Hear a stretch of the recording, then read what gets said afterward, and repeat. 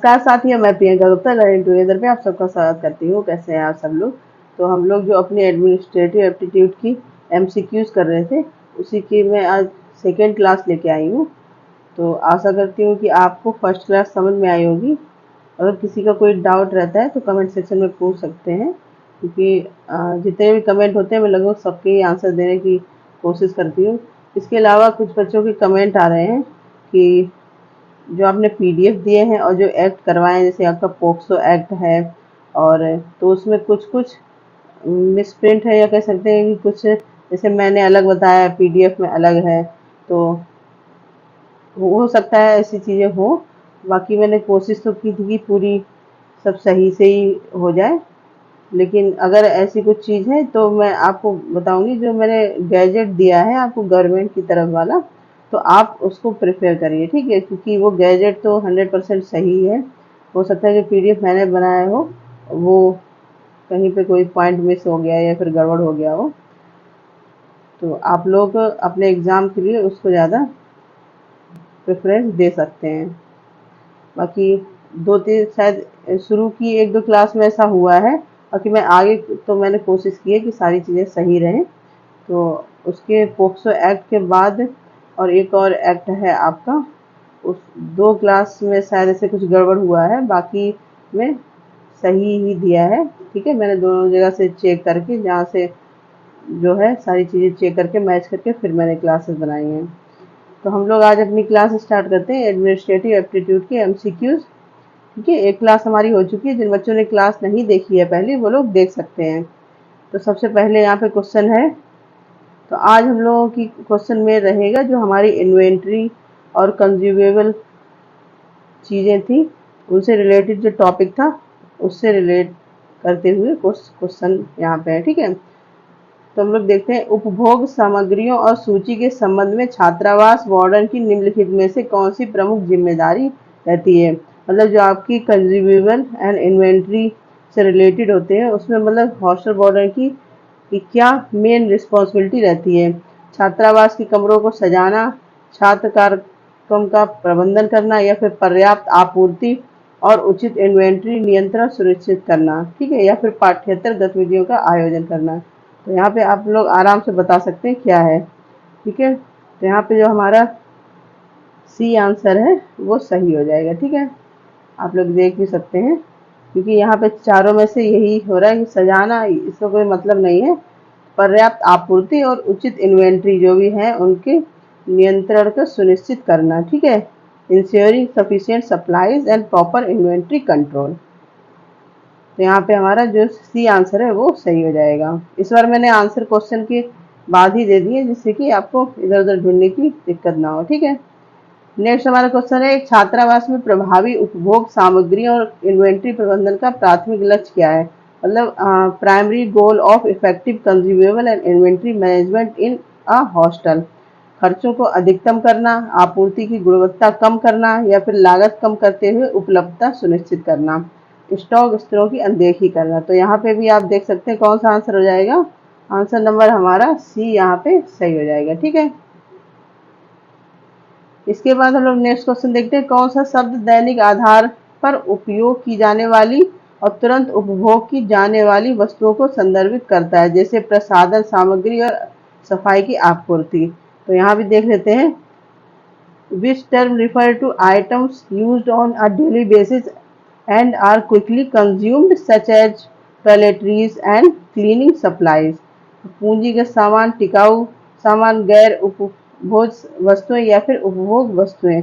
तो यहाँ पे क्या हो जाएगा, हमारा जो डेली की चीजें हैं, तो यहाँ पे डी आंसर जो है हमारा वो सही हो जाएगा, ठीक है। यहाँ पे देख सकते हैं जो उपभोग की वस्तुएं वो डेली बेसिस पे कंज्यूम की जाती हैं। इसके बाद नेक्स्ट है, किस इन्वेंट्री प्रबंधन पद्धति में सामान को केवल तभी ऑर्डर करना शामिल है जब वे एक निश्चित पुनः ऑर्डर प्रबंध तक पहुंच सकें। अब देखो यहाँ पे इन्वेंट्री के कुछ टाइप दिए गए हैं, तो इसको मैंने अलग से आपको इसमें डिफाइन भी किया है, जिससे कि अगर हमने क्लासेस में ये सब चीज़ें नहीं की हैं तो यहाँ आप लोग समझ सकते हैं। तो एक होता है आपका just in just inventory, periodic inventory system, economic order quantity, ठीक है, सेफ्टी स्टॉक। तो यहाँ पे क्या पूछा गया केवल तभी ऑर्डर करना शामिल है जब एक निश्चित पुनः ऑर्डर बिंदु तक पहुंच जाए। तो यहाँ पे आंसर हमारा हो जाएगा just in time. Just in time का मतलब क्या होता है कि जब जो चीज़ की उस चीज़ की ज़रूरत है तभी ऑर्डर करना। ठीक है, मतलब बहुत सारी ऐसी चीज़ें होती हैं जिनको स्टॉक में नहीं रख सकते, जब ज़रूरत है तभी ऑर्डर कर सकते हैं, जैसे एक्सपायर वगैरह हो जाती है चीज़ें। तो यहाँ पे जस्ट इन्वेंट्री का यही मतलब है कि जब उसका यूज लग रहा है आपको तभी आप ऑर्डर कर सकते हैं। ठीक है, इसके नेक्स्ट हमारा क्वेश्चन है, किस इन्वेंट्री लागत में भंडारण प्रबंधन और बीमा जैसे खर्च शामिल हैं? Which inventory cost include expensive like storage, handling and insurance? तो ऑर्डर देने की लागत, या फिर होल्डिंग लागत, या फिर कमी लागत, या फिर लागत वहन करना। तो यहाँ पे आपको क्या हो सकता है, इन्वेंट्री लागत में भंडारण प्रबंधन और बीमा जैसे खर्च शामिल हैं। तो कौन सी इन्वेंट्री ऐसी होती है जिसमें ये सब शामिल है? आपका यहाँ पे डी आंसर जो है वो करेक्ट हो जाएगा, लागत वहन करना। ठीक है, यहाँ पे डी आंसर जो है आपका सही हो जाएगा। नेक्स्ट हम लोग देखते हैं, वस्तु सूची मात्राओं की भौतिक रूप से गणना सत्यापन करने की प्रक्रिया को कहा जाता है। मतलब जो आपकी process of physically counting and verifying inventory quantity is known as, मतलब फिजिकली, या फिर कह सकते हैं कि हम लोग जिसको टच कर सकते हैं वो चीज़ किस में आ जाती है, फिजिकल इन्वेंट्री में आ जाती है। तो उसमें से क्या शामिल है? स्टॉक टेकिंग, पुनः व्यवस्थित करना, रीऑर्डरिंग, ठीक है, पूर्वानुमान मतलब फॉरकास्टिंग, या फिर जेआईटी इन्वेंट्री। तो यहाँ पे क्या हो जाएगा, स्टॉक टेकिंग, मतलब वस्तु सूची मात्राओं की भौतिक रूप से गणना सत्यापन करने की प्रक्रिया क्या कहलाता है कि जैसे आपने नंबर लगाया कि जैसे इतनी चीज़ बच्चों को इस महीने दे दी गई है, अब नेक्स्ट महीने इतनी चीज़ दे जाएगी, तो आप स्टॉक टेकिंग ही कर रहे हैं क्योंकि आपको उसका भंडारण रखना है। ठीक है, नेक्स्ट हम लोग देखते हैं, किस इन्वेंट्री प्रबंधन दृष्टिकोण का उद्देश्य अपशिष्ट को कम करना और अतिरिक्त इन्वेंट्री को कम करना है? तो ये किस में आ जाएगा आपका? तो इसमें चार ऑप्शन दिए गए, first in first out, last in first out, just in time, economic order quantity. अब देखो फर्स्ट इन फर्स्ट आउट का क्या मतलब है, जो सामान पहले आया है उसको पहले हम लोग खर्च करेंगे। ठीक है, इसके बाद लास्ट इन फर्स्ट आउट, मतलब जो सबसे बाद में आया उसको पहले खर्च करेंगे। जस्ट इन टाइम अभी हम लोग देख चुके हैं कि जब जरूरत है तभी हम उसको खरीदेंगे। या फिर इकोनॉमिकल ऑर्डर क्वांटिटी। ठीक है, तो इसमें से कौन सा हो जाएगा? क्या पूछा गया, उद्देश्य अपशिष्ट को कम करना और अतिरिक्त इन्वेंट्री को कम करना है। तो इसको यहाँ पे ए आंसर जो है हमारा, तो यहाँ पे कौन सा आंसर हमारा सही हो जाएगा, जस्ट इन टाइम। ठीक है, जो अपशिष्ट को कम करता है और अतिरिक्त इन्वेंट्री को भी कम करता है। तो कौन सा हो जाएगा, सी आंसर है हमारा यहाँ पे सही हो जाएगा। ठीक है, नेक्स्ट हम लोग देखते हैं, आर्थिक आदेश मात्रा जिसको ओ क्यू यू क्या निर्धारित करने में मदद करती है? What does the economic order quantity help determine? अधिकतम इन्वेंट्री स्तर, इष्टतम ऑर्डर मात्रा, बिंदु को पुनः व्यवस्थित करना, या फिर न्यूनतम स्टॉक स्थिर करना। तो यहाँ पे आंसर कौन सा हो जाएगा हमारा, आंसर नंबर बी सही हो जाएगा, ऑप्टिमम ऑर्डर क्वांटिटी। ठीक है, नेक्स्ट हम लोग देखें, यहाँ पे कुछ चीज़ें मैंने रखी हैं जो आपको समझना बहुत ज़रूरी है, क्योंकि अगर इससे रिलेटेड क्वेश्चन आता है तो आप कर पाएंगे। तो एक टर्म है यहाँ पे इकोनॉमिक ऑर्डर क्वांटिटी, जिसको क्या बोलते हैं, EOQ। ठीक है, तो ये क्या है, the ideal order quantity company should purchase to minimize inventory cost such as holding cost, shortage cost and order cost. मतलब कि जैसे हम लोग कोई कंपनी या कहीं कोई शॉप से एक डील कर लेते हैं कि हमको इतने ही में ये चीज़ चाहिए। ठीक है, एक मतलब पहले से क्वांटिटी रखते हैं कि इतने हर महीने में चीज़ चाहिए, इतने में ही आप रखेंगे। ठीक है, तो उसमें क्या हो जाता है कि जो आपकी मिनिमाइज इन्वेंट्री आपकी कम हो जाती है, और होल्डिंग शॉर्टेज कॉस्ट, शॉर्टेज भी नहीं रहती है, ऑर्डर कॉस्ट मतलब आपको टाइम टू टाइम ऑर्डर मिलता रहता है। ठीक है, इसके बाद नेक्स्ट क्वेश्चन है, किस इन्वेंट्री नियंत्रण तकनीकी में वस्तुओं के उनके मूल और महत्व के आधार पर वर्गीकृत करना शामिल है?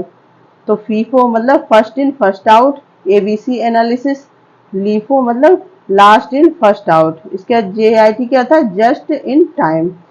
तो इसमें पूछा गया है कि which inventory control technique involve categorising item based on their value and importance.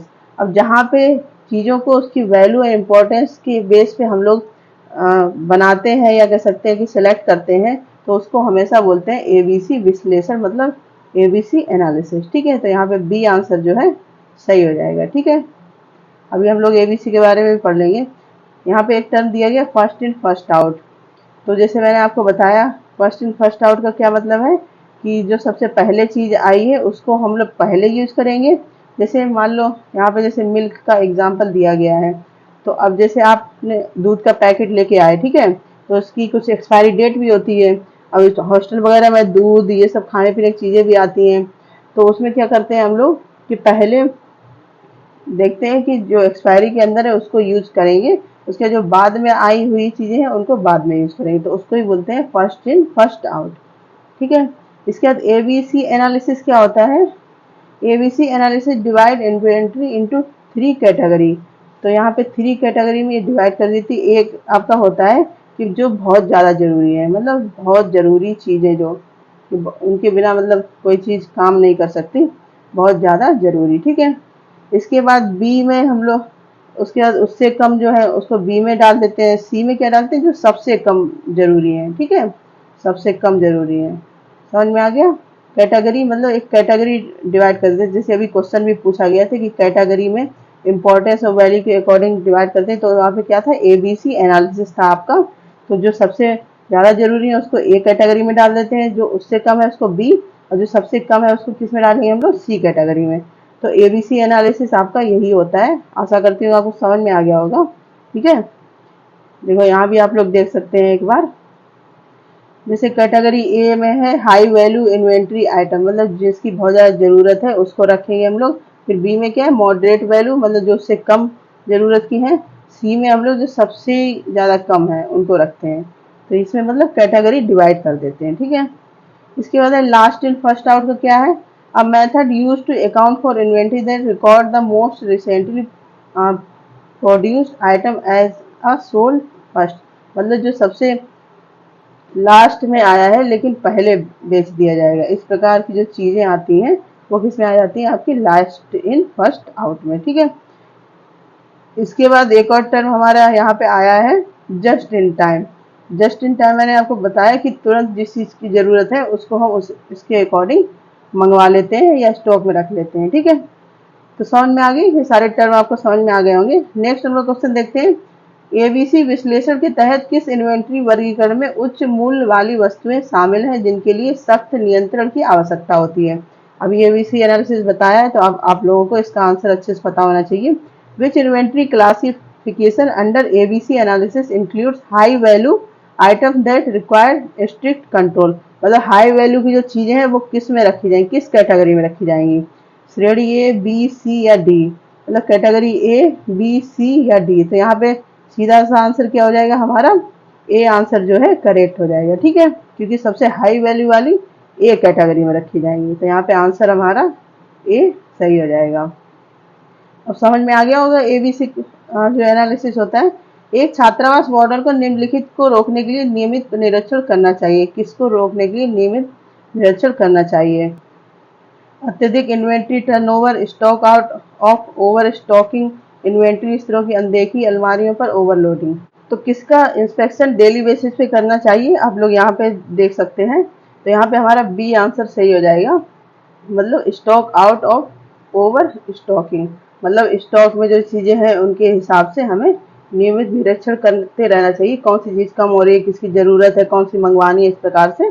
इसीलिए आप लोग इन्वेंट्री और जो भी रखते हैं उसका यही फ़ायदा है कि इन सब चीज़ों से आप कह सकते हैं कि डेली बेसिस जब करेंगे तो आप अच्छे से मैनेज कर सकते हैं। ठीक है, नेक्स्ट है किस प्रकार की इन्वेंट्री में वे आइटम शामिल हैं जो मरम्मत या सेवा की प्रतीक्षा कर रहे हैं, तो वो किस में आ जाएंगे, सेफ्टी स्टॉक, ठीक है, या फिर work in progress, raw material, या फिर एक टर्म होता है MRO जिसको बोलते हैं मेंटेनेंस, रिपेयर एंड ऑपरेशंस।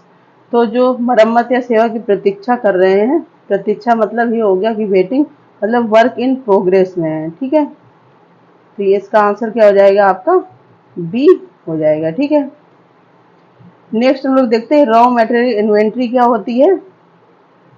कच्चे माल की सूची ऐसी लगती है तैयार माल बनाने के लिए उपयोग की जाने वाली प्राथमिक सामग्री। रॉ मटेरियल मतलब कोई भी हम लोग जब सामान बनाते हैं, कोई चीज बनाते हैं, तो हमारे पास सबसे पहले रॉ मटेरियल ही होता है, उसका उपयोग करके हम लोग कोई भी सामान बनाते हैं। जैसे मान लो फर्नीचर बनाना है तो आपको पहले लकड़ी की आवश्यकता है, तो लकड़ी क्या होगी, रॉ मटेरियल होगा। ठीक है, फिर उससे कुर्सी मेज जो भी आप बनाना चाहें वो बना सकते हैं। समझ में आ गया रॉ मटेरियल आपको। इसके बाद वर्क इन प्रोग्रेस क्या हो गया कि वही जिसकी मरम्मत चल रही है या फिर जिसकी हम लोग वेट कर रहे हैं कि अभी ये काम पूरा होने के बाद इसको हम खरीद सकते हैं या फिर इस पे काम कर सकते हैं, तो वो क्या हो गया वर्क इन प्रोग्रेस। ठीक, फिनिश्ड गुड इन्वेंट्री क्या होता है आपका, जैसे यहाँ पे दिया गया, आप नॉर्मल सी भाषा में समझ सकते हैं। फिनिश्ड कि मतलब जो चीजें हैं जो खत्म होने को है उनके ऊपर हम कैसे बात करते हैं या फिर उन पे कैसे काम करते हैं। ठीक है, वर्क इन प्रोग्रेस से पहले की जो चीजें होती हैं वो इसमें आ जाती हैं। ठीक है, यहाँ पे पढ़ भी सकते हैं। पूरी इन्वेंट्री लाइन तैयार करने के लिए तैयार माल को कच्चे माल और WIP इन्वेंट्री के साथ जोड़ा जाता है। तैयार माल अल्पकालिक संपत्ति ये मानते हुए तैयार होने के बाद आपूर्तिकर्ता उन्हें उचित रूप से जल्दी बेच सकता है। ठीक है, मतलब वही वर्क इन प्रोग्रेस के बाद उसको बेच सकते हैं। इसके बाद एक टर्म हमने अभी पढ़ा है MRO, तो ये क्या है, मेंटेनेंस रिपेयर और ऑपरेटिंग। तो मेंटेनेंस रिपेयर ऑपरेटिंग में जो चीज़ें आती हैं वो इन्वेंट्री आपकी किस में होती है, MRO में। ये बेसिक टर्म है, आपको बस पता होना चाहिए, ऐसा नहीं है कि इसके बारे में बहुत डिटेल में पूछेंगे, लेकिन हाँ इसके बेस पे हो सकता है क्वेश्चन पूछ लें। ठीक है, नेक्स्ट हम लोग देखते हैं पुनः क्रम बिंदु स्थापित करने का उद्देश्य क्या है। What is the purpose of setting A reorder point. अधिकतम इन्वेंट्री स्तर निर्धारित करने के लिए, अप्रचलित वस्तुओं की पहचान करने के लिए, यह जानने के लिए कि नया ऑर्डर कब देना है, इन्वेंट्री टर्नओवर को ट्रैक करने के लिए। तो यहाँ पे कौन सा हो जाएगा, आंसर नंबर हमारा सी हो जाएगा। क्या, to know when to the place a new order, यह जानने के लिए नया ऑर्डर कब देना है। ठीक है, तो जो आपका रीऑर्डर पॉइंट होता है किसके लिए यूज किया जाता है कि नया ऑर्डर कब देना है, इसके लिए हम लोग रीऑर्डर पॉइंट यूज करते हैं। नेक्स्ट हम लोग देखते हैं हॉस्टल में इन्वेंट्री को ट्रैक करने प्रतिबंधित करने के लिए आमतौर पर किस सॉफ्टवेयर टूल का उपयोग करते हैं। मतलब जो हम लोग सारा डेटा इकट्ठा करते हैं, कह सकते हैं इन्वेंट्री अपनी रखते हैं, रिकॉर्ड रखते हैं, वो किस में यूज किया जाता है, किस सॉफ्टवेयर से उसका काम करेंगे। तो यहाँ पे है spreadsheet software, word processing software, ठीक है, इसका प्रेजेंटेशन सॉफ्टवेयर या फिर ग्राफिक डिजाइन सॉफ्टवेयर। तो सीधा से जो हम लोग इन्वेंट्री वगैरह रखते हैं जितना भी कह सकते हैं कि, तो ये किस में होता है, सब आपका एक्सेल में होता है। एक्सेल किसको बोलते हैं, स्प्रेडशीट सॉफ्टवेयर को ही एक्सेल बोलते हैं। ठीक है, यहाँ आंसर क्या हो जाएगा आपका ए आंसर सही हो जाएगा। नेक्स्ट हम लोग देखते हैं JIT इन्वेंट्री प्रबंधन निम्नलिखित सिद्धांत पर आधारित है। JIT अभी हमने लोगों ने पढ़ा था जस्ट इन टाइम, आप लोग अब इसका आंसर आसानी से दे सकते हैं। उच्च स्तर का सुरक्षा स्टॉक रखना, अतिरिक्त इन्वेंट्री जमा करना, अपशिष्ट और भंडारण लागत को कम करना, मांग में उतार चढ़ाव को नजरअंदाज करना। ठीक है, तो क्या हो जाएगा यहाँ पे सी आंसर हमारा सही हो जाएगा कि अतिरिक्त इन्वेंट्री अपशिष्ट और भंडारण लागत को कम करना। जस्ट इन टाइम का मतलब है कि जब हम तुरंत तुरंत ऑर्डर देते हैं तो हमें अधिक भंडारण नहीं करना पड़ता है और ना ही ज़्यादा चीज़ें वेस्ट होती हैं। ठीक है, तो यहाँ पे हमारा सी आंसर जो है वो करेक्ट हो जाएगा। नेक्स्ट हम लोग देख लेते हैं जस्ट इन टाइम इन्वेंट्री दृष्टिकोण का उपयोग करने के लिए संभावित दोष क्या है। मतलब जब हम जस्ट इन टाइम को ज़्यादा यूज करते हैं तो उसका दोष भी हो सकता है, ड्रॉबैक्स। तो क्या हो सकता है, उच्च होल्डिंग लागत, अपशिष्ट में वृद्धि। ठीक, तो वृद्धि तो नहीं होती है। इसका ओवर स्टॉकिंग, आपूर्ति में व्यवधान की संवेदनशीलता। तो कौन सा हो जाएगा हमारा डी आंसर यहाँ पे सही हो जाएगा कि आपूर्ति में व्यवधान की संवेदनशीलता आ सकती है, क्योंकि जैसे जिस चीज़ की हमें जब जरूरत है तभी हम मंगा रहे हो सकता है जहाँ से हम मंगा रहे हैं वहाँ पे उपलब्ध ना हो, तो इस प्रकार से कि व्यवधान आने की संभावना रहती है। ठीक है, नेक्स्ट हम लोग देखते हैं किस इन्वेंट्री प्रबंधन पद्धति में वस्तुओं को उनके आगमन के समय के आधार पर प्राथमिकता देनी चाहिए। मतलब आगमन के समय के आधार पर प्राथमिकता देनी चाहिए। तो आपका फीफो है, लीफो है, जीआईटी है, फर्स्ट टू एक्सपायर है। तो यहाँ पे जो हमारा पहला वाला है कि पहले आया पहले ही उसको यूज कर लेते हैं, तो ए आंसर हमारा यहाँ पे जो है सही हो जाएगा। ठीक है, नेक्स्ट हम लोग देखते हैं, छात्रावास उपयोग सामग्रियों के लिए आपूर्तिकर्ता का चयन करते समय कौन सा कारक महत्वपूर्ण है? गुणवत्ता पर विचार किए बिना सबसे सस्ता विकल्प चुनना, तो ये तो नहीं होगा, गुणवत्ता तो आपको देखनी है। बिना डिलीवरी लचीलेपन वाले आपूर्तिकर्ता का चयन करना, गुणवत्ता, कीमत और विश्वसनीयता का मूल्यांकन करना, या फिर व्यक्तिगत पसंद के आधार पर आपूर्तिकर्ता का चयन करना। तो ये दो तो नहीं होंगे, तो कौन सा हो रहा है हमारा सी आंसर यहाँ पे सही हो जाएगा। ठीक है, गुणवत्ता, कीमत और विश्वसनीयता का मूल्यांकन करना, मतलब सारी चीजों को आपको ध्यान में रखे तब आप उससे सामान ले सकते हैं। ठीक है, नेक्स्ट हम लोग देखते हैं, उपभोग सामग्रियों की मार्ग का पूर्वानुमान लगाने की प्रक्रिया किसमें मदद करती है? मतलब जो सामान है उसको हम पूर्व से ही अनुमान लगा के चलते हैं, तो ये इससे क्या फायदा होता है? ओवर स्टॉक की स्थिति पैदा करना, भंडारण लागत को कम करना, पुनः क्रमित बिंदुओं को अनदेखा करना, उपलब्धता सुनिश्चित करना, स्टॉक आउट से बचना। तो यहाँ पे जो डी आंसर है वो सही हो जाएगा हमारा। ठीक है, नेक्स्ट हम लोग देखते हैं, कौन सा इन्वेंट्री प्रबंधन दृष्टिकोण लीड समय को कम करने और उत्पादन को अनुकूल करने पर केंद्रित है? तो आईओक्यू, जेआईटी, फीफो या फिर लीफो।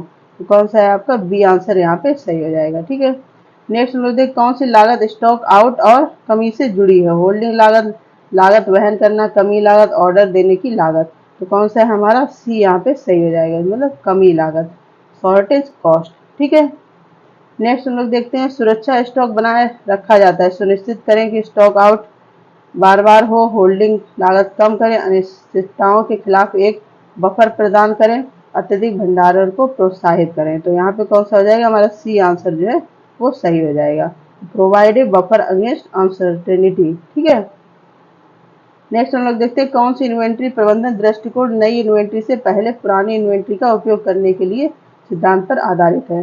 मतलब नई का उपयोग करने से पहले पुरानी, मतलब जो पहली आई है पहले यूज करो। तो कौन सा हो गया, जो यहाँ तो हमारा आंसर फीफो ही हो जाएगा। ठीक है, फर्स्ट इन फर्स्ट आउट। ठीक है, नेक्स्ट हम लोग देखते हैं, प्रभावी इन्वेंट्री प्रबंधन छात्रावास संचालन को कैसे प्रभावित करता है?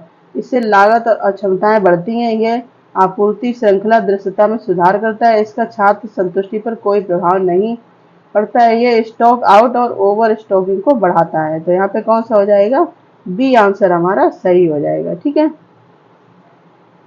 कि आपूर्ति श्रृंखला और दृश्यता में सुधार करता है। ठीक है, तो यहाँ पे जो बी आंसर है वो सही हो जाएगा। नेक्स्ट हम लोग देख लेते हैं, हॉस्टल के लिए उपभोग सामग्रियों और इन्वेंट्री प्रबंधन में प्रौद्योगिकी का क्या भूमिका निभाती है? ठीक है, तो इन्वेंट्री प्रबंधन में इसकी प्रासंगिकता नहीं है, यह प्रक्रियाओं को स्वचालित करने, इन्वेंट्री को ट्रैक करने और दक्षता में सुधार करने में मदद करता है, यह लाभ प्रदान के बिना केवल लागत बढ़ाता है, यह नियमित स्टॉक जांच की आवश्यकता को कम करता है। तो यहाँ पे कौन सा हो जाएगा हमारा बी आंसर सही हो जाएगा। ठीक है, आपको थोड़ा क्वेश्चन पढ़ने से भी तुरंत ही आइडिया लग जाएगा कौन सा आंसर सही है। नेक्स्ट देखते हैं, कौन सी इन्वेंट्री प्रबंधन तकनीकी धीमी गति से चलने वाली और तेजी से बढ़ने वाली वस्तुओं की पहचान करने में मदद करती है? तो कौन सी है, हम लोगों ने पढ़ी थी एबीसी एनालिसिस। ठीक, तो अब तो एबीसी एनालिसिस आपको अच्छे से पता चल गया होगा। नेक्स्ट हम लोग देखते हैं, छात्रावास उपभोग सामग्रियों के संदर्भ में लीड टाइम शब्द का तात्पर्य क्या है? छात्रों को आपूर्ति का उपभोग करने में लगने वाला समय, ऑर्डर के बाद सामान हॉस्टल तक पहुंचने में लगने वाला समय, या फिर इन्वेंट्री को पुनः भरने में लगने वाला समय, या फिर स्टॉक आउट होने में लगने वाला समय। तो कौन सा हो जाएगा, यहाँ पे हमारा बी आंसर जो है वो सही हो जाएगा। ठीक, ऑर्डर के बाद सामान हॉस्टल तक पहुंचने में लगने वाला जो समय होता है उसको हम लोग क्या बोलते हैं, लीड हाउस। ठीक है, the time taken for item to reach the hostel after order, order देने के बाद हॉस्टल तक जो समय लगता है सामान पहुंचने में उसको क्या बोलते हैं हम लोग, लीड टाइम। ठीक है, नेक्स्ट हम लोग देखते हैं, छात्रावास वार्डन को लागत कम करने के लिए निम्नलिखित में से किसके अनुकूलन पर ध्यान केंद्रित करना चाहिए? स्टॉक आउट, लागत वहन करना, ऑर्डर देने की लागत, होल्डिंग लागत। तो कौन सा है हमारा यहाँ पे बी आंसर जो है हमारा सही हो जाएगा। ठीक है, लागत वहन करना, या फिर इंग्लिश में कह सकते हैं कैरिंग कॉस्ट। नेक्स्ट देखते हैं कुशल इन्वेंट्री प्रबंधन हॉस्टल बजटिंग को कैसे प्रभावित करता है। यह बजट लचीलेपन को बढ़ावा देता है, इसका बजटिंग पर कोई प्रभाव नहीं पड़ता है। यह बजट बनाना अधिक कठिन बना देता है। यह अप्रत्याशित खर्चों को कम करके सटीक बजट बनाने में मदद करता है। तो आपको आराम से आंसर दिख रहा होगा, आंसर हमारा डी यहाँ पे सही हो जाएगा। ठीक है, नेक्स्ट हम लोग देखते हैं कौन सी इन्वेंट्री प्रबंधन तकनीक वस्तुओं को उनके महत्व के स्तर के आधार पर वर्गीकृत करने में मदद करती है।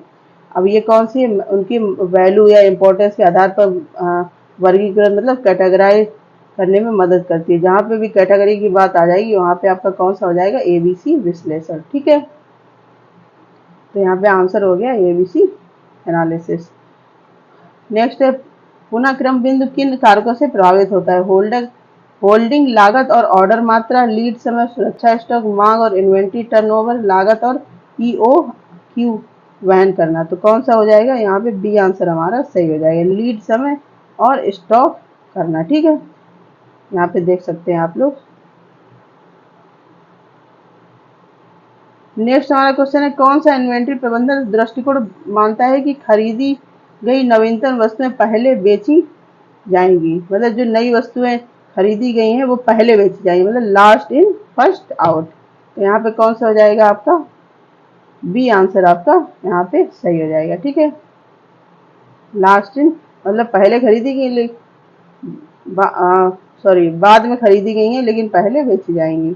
नेक्स्ट हम लोग देखते हैं अत्यधिक सुरक्षा स्टॉक रखने की प्राथमिक नुकसान क्या है। मतलब अगर आप बहुत ज़्यादा स्टॉक रख लेते हैं तो उसके नुकसान क्या हो सकते हैं। स्टॉक आउट का खतरा बढ़ गया, ले इंक्रीज कैरिंग कॉस्ट मतलब ले जाने की लागत में वृद्धि, लीड समय में कमी, या फिर इन्वेंट्री टर्नओवर में सुधार। तो यहाँ पे बी आंसर हमारा सही हो जाएगा, जो आपकी ले जाने की लागत में वृद्धि हो सकती है। ठीक है, नेक्स्ट हम लोग देखते हैं ABC विश्लेषण निम्नलिखित आधार पर वस्तुओं को श्रेणियों में वर्गीकृत करता है।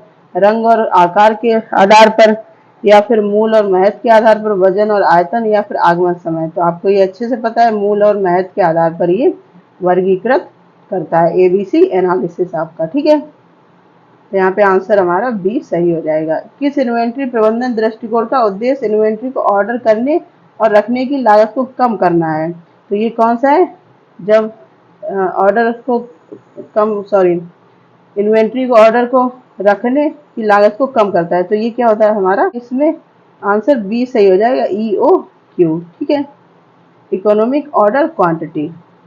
नेक्स्ट हम लोग देखते हैं किस इन्वेंट्री प्रबंधन दृष्टिकोण का उद्देश्य इन्वेंट्री को ऑर्डर करने और रखने की लागत को कम करना है।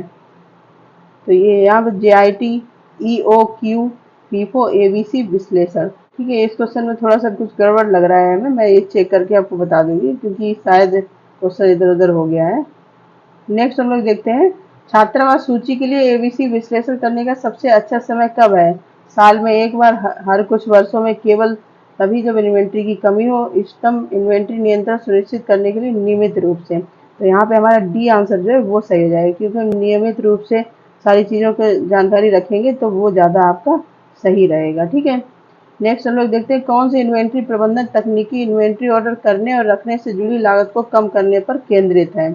तो कौन सा, FIFO, EOQ, JIT, या फिर आपका LIFO मतलब last in first out.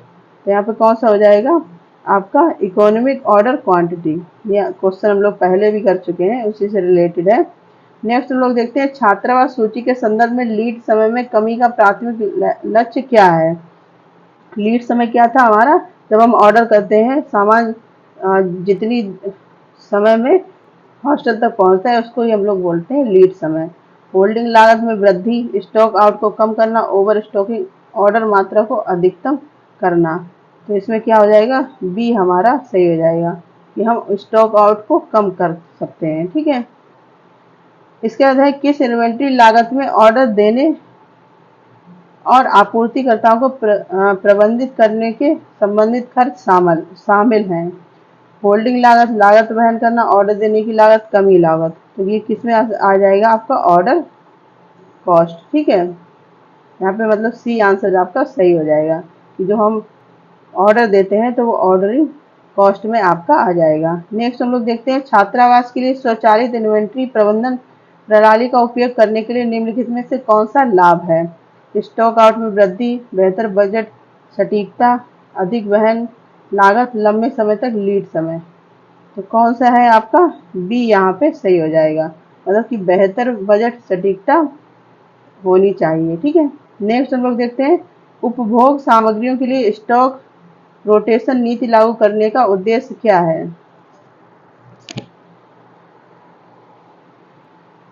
Holding लागत बढ़ाने के लिए, स्टॉक आउट को कम करने के लिए, ओवर स्टॉकिंग को प्रोत्साहित करने के लिए, मांग में उतार चढ़ाव को नजरअंदाज करने के लिए।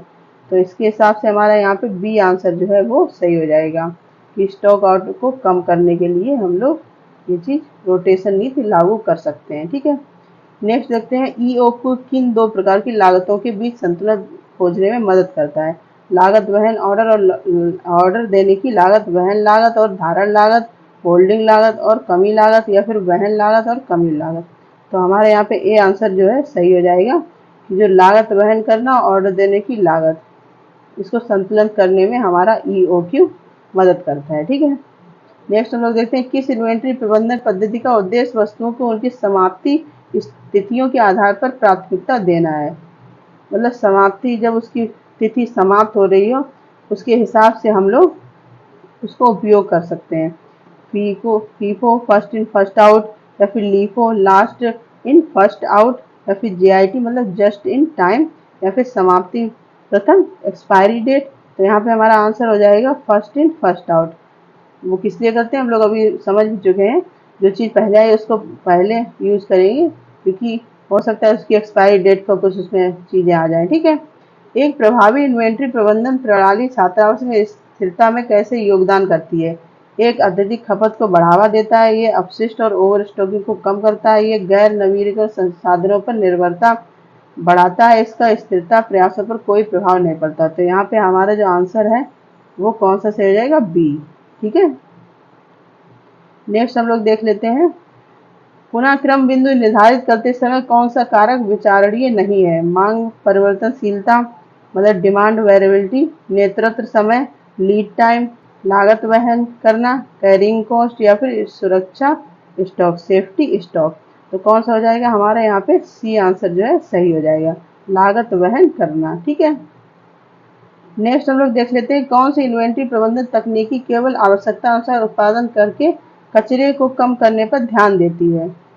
तो कौन सी है ऐसी, जीआईटी है, लीफो है, ईओक्यू है, या फिर एबीसी एनालिसिस है। तो जस्ट इन टाइम है आपकी जो इस चीज को कम करती है। ठीक है, नेक्स्ट हम लोग देखते हैं एक कुशल इन्वेंट्री प्रबंधन प्रणाली का कार्यान्वयन छात्रावास में समग्र छात्र अनुभव को कैसे प्रभावित करता है। इसका छात्र अनुभव कोई प्रभाव नहीं पड़ता है, यह आवश्यक आपूर्ति की उपलब्धता सुनिश्चित करता है, इससे छात्रों को संतुष्टि बढ़ती है, इससे लागत बढ़ती है और छात्र संतुष्टि कम हो जाती है। ये छात्रों की जरूरतों को नजरअंदाज करते हुए केवल वित्तीय पहलुओं पर ध्यान केंद्रित करता है। तो यहाँ पे कौन सा बी आंसर हमारा जो है वो सही हो जाएगा। ठीक है, बी आंसर यहाँ पे सही हो जाएगा। नेक्स्ट हम लोग देखते हैं किसी छात्रावास से नियमित इन्वेंट्री ऑडिट करने का प्राथमिक लक्ष्य क्या है। मतलब नियमित जो हम जांच करते हैं उसका प्राथमिक लक्ष्य क्या होना चाहिए। होल्डिंग लागत बढ़ाने के लिए, स्टॉक रोटेशन को हतोत्साहित करने के लिए, स्टॉक आउट और ओवर स्टॉकिंग को कम करना, या फिर पुनः क्रमित बिंदुओं को अनदेखा करना। तो यहाँ पे हमारा जो सी आंसर है वो सही हो जाएगा, स्टॉक आउट ओवर स्टॉकिंग को कम करना। ठीक है, यहाँ पे कौन सा आंसर सही हो जाएगा, सी आंसर हमारा सही हो जाएगा। लास्ट क्वेश्चन हमारा कौन सी इन्वेंट्री प्रबंधन तकनीकी इस धारणा पर आधारित है कि खरीदी गई सबसे पुरानी वस्तुएं पहले बेची जाएंगी। तो ये आपको पता ही काफी बार क्वेश्चन हो चुका है घुमा फिरा के, फीफो लीफो जीआईटी ईओक्यू। तो हमारा आंसर कौन सा हो जाएगा, फीफो। ठीक है, फर्स्ट इन फर्स्ट आउट। तो ये आपके 50 क्वेश्चन थे। कुछ आपको लग रहा है कुछ क्वेश्चन रिपीट है, लेकिन रिपीट नहीं, थोड़ी सी उनकी लैंग्वेज चेंज है। और तो आपके जो इन्वेंट्री वाला पार्ट था वो सारा इसमें इंक्लूड करने की कोशिश की गई है, उससे रिलेटेड एमसीक्यूज हैं। एक क्वेश्चन में कुछ डाउट है, वो मैं अगर हो गया तो पीडीएफ में सही कर दूंगी, नहीं तो उसके बारे में हम लोग डिस्कस कर लेंगे। तो ये जो भी क्वेश्चन आ रहे हैं इससे आपको थोड़ा आइडिया लग रहा होगा किस प्रकार से एग्जाम में क्वेश्चन पूछे जा सकते हैं। इसके बाद स्टूडेंट का क्वेश्चन आ रहा है कि आपका पैड ग्रुप नहीं है तो क्या आपका जो भी मटेरियल है वो सफिशियंट है। देखो मैं अपनी तरफ से, देखो इसके ना कोई प्रीवियस ईयर क्वेश्चन है, ना आपको पता है कोई बुक अवेलेबल है मार्केट में। बाकी मेरे हिसाब से जो सारी चीज़ें हो रही हैं, मेरे हिसाब से क्या, मैंने जैसे जो लोग हॉस्टल में काम कर चुके हैं, या फिर मैं भी हॉस्टल में रही हूँ 1-2 साल, ठीक है, मतलब अपने पढ़ाई के दौरान, उसके हिसाब से, या फिर जो हमारे टीचर्स हैं उनसे बातचीत करके, जो चीज़ क्वालिटी वाली है, जो कंटेंट है कि ऐसे ऐसे हो सकता है, वो मैं आपको प्रोवाइड करने की कोशिश कर रही हूँ। मेरी तरफ से पूरा है कि आपका पूरा 30 नंबर का पेपर सही से हो जाए, ठीक है। बाकी अगर आपको कहीं से पेड क्लास लेनी है तो आप ले सकते हैं, ऐसा कोई बाउंड नहीं है कि आपको मेरी क्लासेस, देखो आपको पढ़ना आपको है, आपको कहाँ का समझ में आ रहा है, किस टीचर से समझ में आ रहा है, तो आप अपने हिसाब से वो चूज कर सकते हैं, क्योंकि इतना मतलब इतने छोटे भी नहीं हैं, आप हॉस्टल वार्डन की पोस्ट पे जाएंगे, तो आप ये चीज़ अपने हिसाब से देख सकते हैं, ठीक है। बाकी मैं अपनी तरफ से पूरी कोशिश कर रही हूँ कि आपको अच्छा ही मटेरियल दिया जाए, और क्लासें डिले होने का भी यही रीज़न होता है कि मैं कुछ ऐसा उठा के नहीं दे सकती हूँ आपको, तो सारी चीज़ें से पता करके या फिर जो भी मैं आपको देने की कोशिश कर रही हूँ। बाकी आप लोग भी देखते रहिए, इस प्रकार से क्वेश्चन आपके पूछे जाएंगे, और लर्निंग टुगेदर से जुड़े रहने के लिए बहुत बहुत धन्यवाद। तो अगर आपको क्लासेस समझ में आ रही है तो आप चैनल को सब्सक्राइब और शेयर भी कर सकते हैं। इसके अलावा आपकी पीडीएफ कहाँ मिलेंगी, जो टेलीग्राम चैनल यहाँ पे लिंक दिया गया है, तो आप इससे पीडीएफ ले सकते हैं इन क्लासेस की जो भी होती हैं। इसके अलावा ये यूट्यूब चैनल है, आप शेयर कर सकते हैं, ठीक है। अगर आपने अभी तक सब्सक्राइब नहीं किया है तो सब्सक्राइब भी कर लीजिए। और 1-2 दिन क्लास नहीं हो पाई है उसके लिए सॉरी, क्योंकि थोड़ा मटेरियल अरेंज करने में प्लस कुछ और भी चीज़ें हो जाती हैं, ठीक है। और लर्निंग टुगेदर से जुड़ने के लिए बहुत बहुत धन्यवाद। इसी प्रकार से अपना प्यार और सहयोग बनाए रखें।